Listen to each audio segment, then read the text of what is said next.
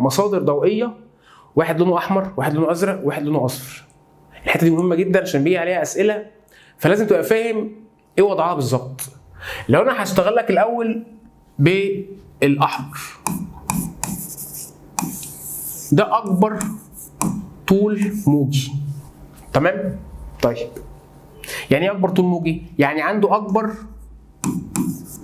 زاويه حرجه.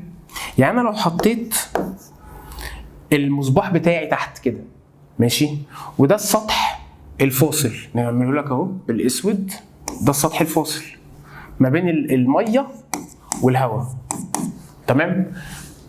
هلاقي الاشعه الحمراء طالعه لي كده، تمام؟